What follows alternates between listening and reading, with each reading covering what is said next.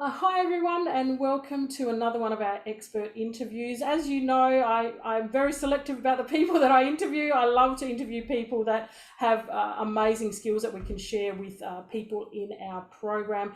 And I'm very, very excited to have Claire and Karen with me here today. Welcome, Claire. Welcome, Karen. We're going to talk a little bit about what the topic we're talking about is organic marketing, but it's sort of broader than that. These ladies have they've got more skills that most people actually have acquired in a lifetime. So we're not going to be able to talk to them about everything that they know and do, but we're gonna sort of I know that they bring great value with everything they talk about. So I've really asked them to hone in on a topic because I know it's really important to everyone. Maybe Claire, would you mind just telling us a little bit about your background? Yeah, so thanks. First of all, truly thanks for having us on. It's delightful to be here. But yeah, so I didn't start in, didn't have a background really in online marketing. I've had my own business, an offline business, and an aesthetics clinic. So I'm an aesthetics therapist. I have my own clinic for just over 10 years. And yeah, it used to drain a lot of time. And being a solo parent to twins, it was just life was a juggle. So when lockdown happened and we was presented, I mean, I know it were a bad situation, but we were presented with all this free time, and I realized then I was like, I didn't want to go back and open the clinic and go back to life as I knew it. So yeah, I got into organic marketing in the high ticket space, so high ticket affiliate marketing, um, helping people to generate leads and make sales using their Facebook. Fantastic. And I guess that one of the things that I've spoken about with people over the last couple of years is that although we none of us would ever like to go back to the struggle that came with all of the pandemic, but a lot of people, just like you're proven, had to pivot. That became a word. And for me, with all my clients over the years, I've always said to them, you have to be flexible. You need to be able to adapt to your environment. Can you change something? What can you do to improve your situation? So this is a perfect example of already having something that's working really well, but being given an opportunity to go, okay, well, I can do something different, and something totally different by the sounds of it. And before we find out Karen's background, did affiliate marketing, because I know that's a word that we've talked about before you went into organic marketing. So is affiliate marketing that somewhere that you started initially before you went into organic marketing? No, well, at the beginning of the pandemic, I got into what you could call network marketing. So Yep. again, it was still using Facebook, Okay. but it was selling gas, electric, and broadband. Okay. Yeah. Wow, So, interesting. Okay, so yeah, so you would have had, yeah. So basically, you've gone from a total clinic situation into a pretty much a being on Facebook, advertising or promoting in some way. So, I mean, I think that's fascinating in itself. Just the mindset to be able to go from that to that, and then keep changing and improving and finding what you're actually really good at. I think that's fantastic. So, yeah. thanks for sharing that. So, Karen, what about you? What's your background? I'm a veterinarian. So I'm a medic basically. And what happened is that during the pandemic, I was working like maybe 80, 90, up to 90 hours a week. At the clinic, because we were I'm in Paris, and we were one of the only clinics to be open, during the COVID. And something really I never know what to call it, stressful happened when I was working at the clinic. I mean, we were robbed, and I was held at gunpoint. It was a awful situation. I still, just the fact to speak about it, I'm sorry. No, I'm sorry to hear that. I feel for you, because that always comes back into yes. yeah, it was really, really scary, and it, you know, forced me to find another way, find another. So, and you know, the I'm sorry, I get really No, emotional. no, I no, didn't. no. And thank you for sharing, because a lot of times, you know, people have, it's a shame, but people have things that happen that basically in some ways that forces them into doing something different. I mean, my Yeah, divorce forced me into something different. You know, that what's happened to you is, you know, is a terrible thing. And I know, and having worked with people that have had that issue, I know that it takes you know, a while sometimes, you know, just to yeah, be able to manage it. So yes, no. So thank you for sharing. So really, that was a big sort of like push from, you know, we'll say universe, whoever, whatever, to go, oh, hang on a minute, you've got to do something different. And so yeah, so it's not a nice way for it to happen, but you know, some people get unwell, like me. I lost my memory, so I had to change the way I did things. So, you know, it's you know, it's courageous to do something different when you've, you know, when you've been in a career that you probably have enjoyed as well. So I think, you yeah, know, yeah. Well, at the same time, you know, the having a business online, it's always been in the back of my mind, because I you know, I'd been, you know, I had a drop shipping business. I mean, really, really small business. And so I with COVID, you know, in drop shipping, and every factory in Asia closed. yes, So I had to, yeah, I had to think about something else. And so I did a little research online, and that's where I find affiliate marketing. wow. Okay, so you've got an amazing mindset to be able to go from so many different things, you know, like a bit of, you know, tragedy, and then like, okay, now we've got no stock, which just happened everywhere in the world. Okay, and you kept moving. So, you know, please congratulate yourself, because a lot of people would never get back up again for years. And so, you know, as tragic it is, and like I said, I feel for you. I just think that you are, you know, that a mindset of yours is what helps you succeed. And if it make it, and the great thing is that people like, you know, Claire and I, we get to experience. I mean, you guys work together. You'll talk about that in a moment. But I mean, I watch your reels and I love them. You know, they bring me joy. So, you know, you may not have even done those sort of things if those unfortunate incidents hadn't happened. So, you know, I'm not happy for that the incidents happened to you. I wish that they hadn't. But I'm glad that you moved forward and that you are now sharing, Yeah. you know, sharing your And natural you know gifts. what? I'm still a vet, but Yes.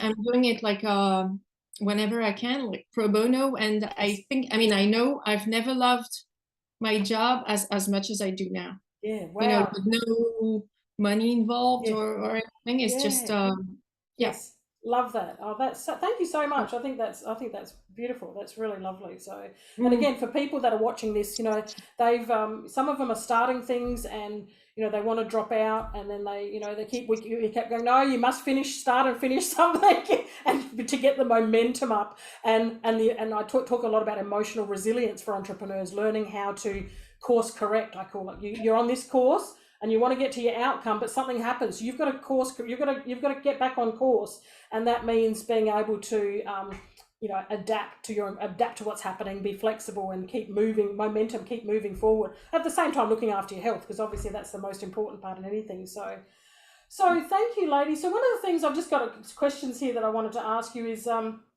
and feel free to share, you know, take whichever tips you want from each other that you've already got prepared. But what are your top 3 tips for people wanting to get into, we'll call it organic marketing? Is that the terminology you prefer? Yeah, we work with organic marketers to help them with their, you know, promote their services, and yeah, so organic marketing is absolutely fine. Yeah. So whatever, affiliate marketing, organic marketing, because I think sometimes affiliate marketing means that people are just getting people assume that they're just getting a percentage or a commission out of it. And having seen what you ladies do, I know that you've got broader marketing skills. You know, so you use the terminology that you like. But what would you say for people that are watching today? What are 3 tips that that they should be aware of that will help them particularly move towards more success in their business? Yeah. So the biggest tip that I would definitely do, which I don't think I or myself or Karen did when we first got started, or it wasn't shown as important, is knowing who your ideal clients are. And why do they, why they must be able to afford your services to begin with. So you hear a lot about knowing your ideal client, or you won't make sales. But deeper on that is, you need to know if your ideal clients, the people that you're speaking with, can afford your services. And first you tend to just want to, when you're starting a business, you tend to just want to gather everybody, and not just about the sales, but to be building that business and feeling like you've been successful because you've got these clients. But you need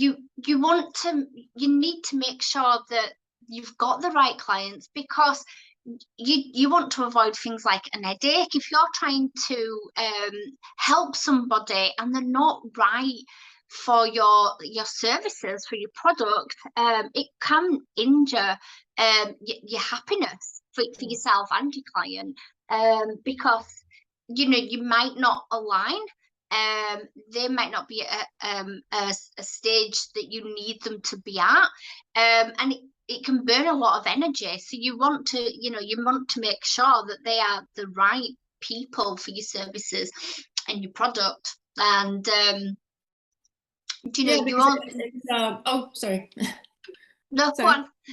No. I just wanted to say, it's when you work with people, and it's pretty much collaboration. So you want to make sure that you're good for them. I mean, you're a good fit for them, and they're a good fit for you. You know how we tend to, Claire, what you've just said, like when you, especially when you start, you want to build your business, so you want to accept everyone. And so you end up in difficult situations, because not everyone is good for you, and you might not be able to help them in the best way. So that's really, something you want to make sure of. You have certain boundaries, and at the same time, just make sure that you're both a good fit to each other. Yeah, it will be the best way to help them move on and to help them win. Yeah, and because you want it to be a win-win situation. You still, as a coach, I mean, you learn from your client, and your clients learn from you, but it has to be congruent. Yes. That's the yeah, I love that. And before we go on to the other tips, it's something that I talk about a lot. Is a lot of my colleagues, we call it pre-qualifying people. When we have, like, for instance, if I have a therapy session or a coaching session, there's like 5 or 6 pages, and so a lot of times when people get that sent to them, and I very rarely take on clients anymore, is sometimes people go, oh, that's a lot of paperwork, and I say that's information for me to decide whether I have the time or energy to work with you. It shows what level of motivation you have. It shows, and recently, just in my 8-week program, I had some frequently asked questions about who's a good fit for this, and a person actually emailed me, like in the last couple of weeks, and they said, why have you got such a strong list? And I said, well, I teach client avatars in this program. And so therefore I've actually just given you an idea of who's my ideal client and who I don't want to work with. And so, and it's been and that's a boundary in itself. And that's exactly what you're saying, because otherwise you aren't a right fit. If you're, as we said before we come online, if you're continually having to convince people, that requires energy, and you shouldn't have to convince people. Give people the information. So thank you, because that's something that I think a lot of people don't realize. They just think, oh, I'm going to have more followers, I'm going to have this, I'm going to have that. You could have, I know people that have, like, say for instance, a million followers in a group, in a Facebook group. They attempted to monetize with a $5 product. Let me tell you, $5 product, a million people. How many do you think bought any? I think there was 5. 5. So normally, you know, there's a conversion rate about 2 to 3%. My courses, I hit about 9 or 10%, because I'm not interested in how many followers. I'm interested in how many people need what I'm offering. And so, and so this person had got a coach, paid a lot of money, and they're like, monetize. And I said, these people have been using this free service for so many years. They're not familiar with actually anything.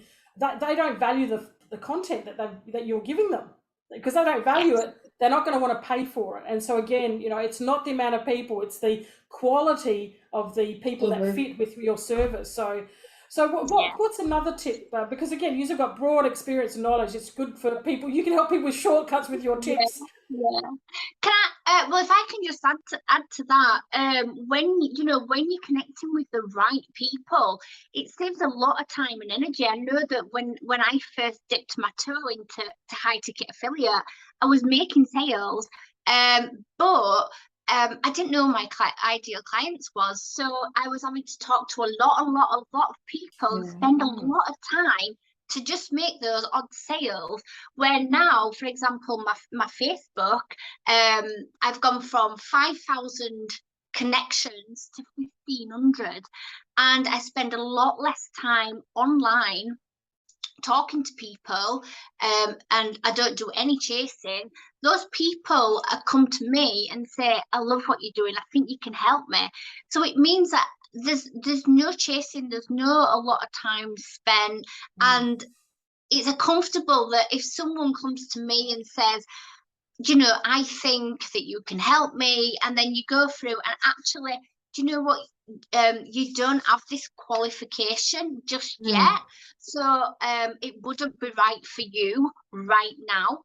And being comfortable to, if you know, if that's a free, if that's a free K you know, sale, being comfortable to say, I'm not actually for you right now, you need to do this process, and you know, giving them that guide. When you know your ideal clients to the T, it makes things a lot more comfortable. It's a smoother process. There's no convincing, no coercing, no manipulating. It's yeah, we're right to work together. No, we're not just right now. Oh yeah, absolutely. And they'll just appreciate that, you know, people. Most of the time they'll be surprised that you're not trying to push whatever, you know, offer on them. So it's always quality over quantity. Yes, I love that. Yeah, so you're not just trying to pull people in and grab them and take their money, even though they're not at that available step yet. And I think again, you know, you guys stand out because you don't do that, because you're not dragging people in. And one of the things that I know that's, you know, and I'm the same. One of the things I know is that I've had lifelong learners. I've had people that were clients 20 years ago that hear of a program and they go, oh, I'm going to come on that, because they know because they remember what you've done for them before, and you know, and they know, they go, oh, okay, that's something new that's come out. I trust them enough. They have enough integrity to put out something of quality. So any other tips, ladies, that people can look out for? So obviously, ideal client, I appreciate, I know that what you're talking about. We talked about this the other day on a Zoom call I had. I said, does your client want what you need? And people are like, yes. And I said, but do they want to pay for it? It's just easy to come up with. So any other tips, ladies? We would, I mean, something that's really crucial is to identify how you can help your clients solve one major issue, one major problem, and you want to demonstrate that in your content. You know, you want to, because best clients, they want to get to the results as fast as possible. You know, they don't necessarily have much time, and you want to take them to the first, you know, win, and as quickly as possible. They don't want to be waiting like weeks to get to the, you know, first major solution and major wins. They don't want to do they don't want to do like a 12-week program just to maybe get to module 4. and oh, this is the bit that I needed, you want to be able to demonstrate that you can fix that major problem and fix it as soon as possible. And again, that's why ideal clients, you want to help the people that you can get the fastest result possible, and like you say, they come back because you got them that result, and now they want the next piece, so they come back because they know that you helped them to achieve that as quick as possible. So with your content wants to go from general to specific. So being and that's really, sorry, I'm just interrupting Claire, because we were talking about affiliate marketing and organic marketing, and that's the major the main difference. Affiliate marketing can be all about paid ads, and whether organic marketing is very content based. So that's where we help people, make sales and through their content. So that's why it's always very focused on your content. So please. Yes. But I mean, even if you're in a hypnosis, being able to be very specific in your content is gonna help those people that are watching you recognize themselves, like you're speaking right to the gut of the problem of how they're feeling, what they the scenario. So yeah, being really specific is a really hard word for me to say if you've not noticed. But it's a good word. And again, in our 8-week program, that the people that are watching this, we have a whole module just on this times this, like a little equals this, and basically that is, for me, as being in behavioral and business psychology for 20 years, it's about be succinct. Be very succinct about and specific about what they're getting, because sometimes we're so busy where people got short attention spans. It's getting worse. 30 seconds is like, that's pretty fast. That's long now. Yeah. And also people, they don't know what their problem is. But then if you talk about a little bit about a problem and the solution, then they go, oh, actually, I do have that problem. So sometimes just being able to be specific in short words for a title, but then in content being a little bit clearer but still specific. And I think that's one thing I've noticed. I used to teach copywriting and linguistics, and it's one of the things that I think that a lot of people have in their head. They sometimes can't necessarily get those words out on paper in a way that people can and it's, again, sometimes it's, as you would know, with every client there's a different story about what they're trying to get across to their audience. So hit and miss happens a lot when you first sometimes start out, doesn't it? When you go, oh, let's test that, or no, that doesn't work very well, that will change the words around. And what are some things that people need to look out for, or avoid when they're getting into this sort, into the arena that you've been in, maybe in the past? I'm not sure the arena that you're in, at the moment. I know what you guys are doing, but are there any things that you think that people could avoid when, because there's a lot of people on Facebook, they're all spruiking, we can give you this and we can give you this, and rather than just some advice maybe on what people can look out for when they're looking for people to help them with these sorts of solutions. Yeah, I think first of all, you can see in people's content if it's very much like flashy, trying to manipulate the situation would be the word, then promising big things. So within our industry of affiliate marketing,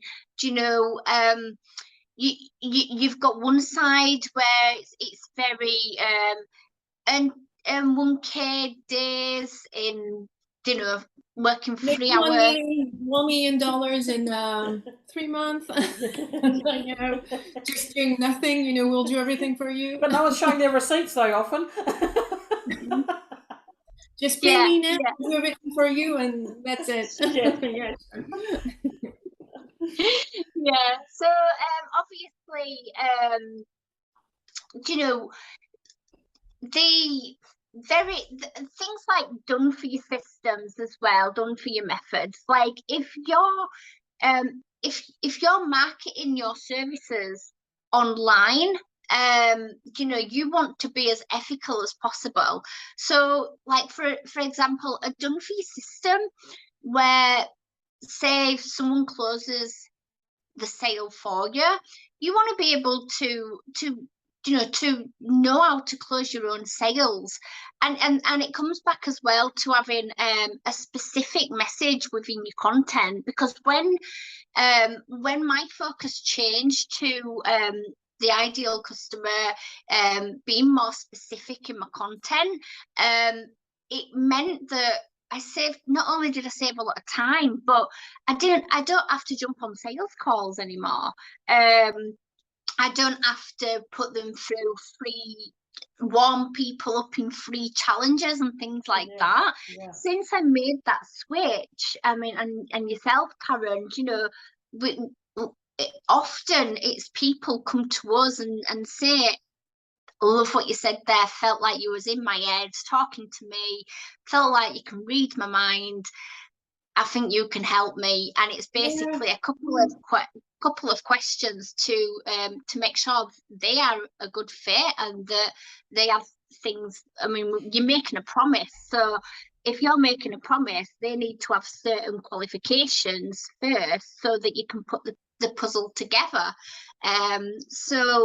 But it just makes it so much easier, because there's no an hour on a sales call talking to people that, you know, may or may not be interested. They've already qualified themselves that they are interested in collaborating with you. So done for your systems, you want to avoid those. You know, you can learn these things yourself, and you know, and run an online business. You can do it in 3 hours. I mean, when we first started, we were spending 6-8 hours a day online, and obviously you were a full-time vet, Karen. So you know, we it was a lot of convincing, a lot of chasing, and it just didn't sit right with us for our personality. And as we've evolved and we've created our own strategies, we found that we was able to help people that are coming to the marketing space but still had full-time jobs, because most people that come into the online space, they are working a full-time job, so they ain't got time to spend 6 to 8 hours online. So what we noticed a pattern with us, that we was helping people to just get rid of all the bullshit, and just all the crap, basically, concentrate on what they needed to do, and be able to build that business alongside the full-time job, so that they could get to a position where they could, you know, quit the job, which is what they wanted to do. You really don't need the done for your system methods and the cutty cutter and all that lot. It's just about skills. Yeah. And one thing that I find really important to mention as well is that I came into I don't come from a sales background. And so when I started making sales and affiliate marketing, I was using those convincing strategies and everything, because I didn't know. I thought, I was convinced myself that this was the only way of doing things. Yeah. So, you know, I didn't know what I didn't know at the time, but that's something, you know, people really need to think of, you know, when something feels off, really off, you know, when you have to try to convince someone to get a loan to get into your program, or I you know, that's when I knew I had to stop this. Yes. So the personality, your personality is very important, and it's it should be the foundation to your strategies. And I think one thing that's something that people really should look forward when you get started is to find a coach or a program or you know, a strategy that's that they will feel good, you know, using that's you know, they can customize to themselves, Yes. to their personality, and not the other way around. I mean, you don't have to work and to become someone you're not in order to make sales.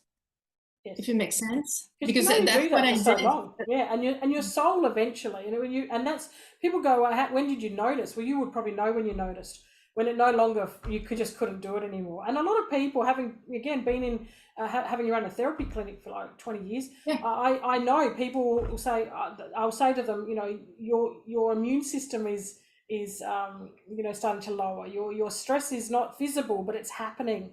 You know, do you want to go down the disease step? Because you can only go against your values for so much. And I know that I was in government. I was asked to do something once that I did not sit right. It wasn't legal. I didn't feel it was not legal, ethical.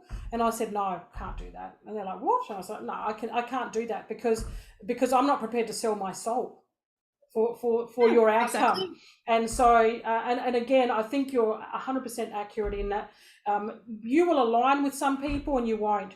If I have a lot of my own coaches and colleagues that say to me, Trudy, you know, you've got to shift your values, because we call in behavioral psychology, there are techniques where we can actually shift our values. So say, for instance, families up here, and people want to say, well, you should have more money. Have more money, then you can spend more time with your family. I'm like, I ain't shifting my family, thanks very much. You know, like my family stays up here. But people actually teach techniques on how to shift their values around, and to bring, the most popular one is to bring money at the top. And I said, I've earned a lot of money, and I've earned in the long term. That's right. And again, what it's about what is your value. So when you go to and have a coach that doesn't align with your values, initially you might be enthusiastic because they're telling you, oh, you can do this, you can do that, but eventually it'll run out. And I really thank you for confirming what a lot of the times we know is happening anyway. But it's just nice. It's refreshing to have people like you.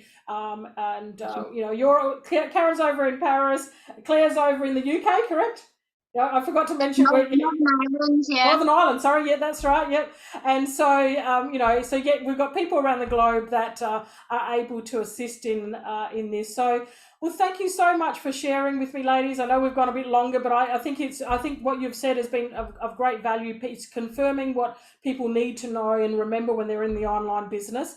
And one of the things I'm going to do is below this video, I'm just going to put your contact details and some URLs so people can go and find you and connect with you and find out more about what you do. And I look forward to, in the future, having you on maybe to talk about, you know, like a few more little specific topics that we can zone in on and help people to continue to gain momentum towards leading a successful online business.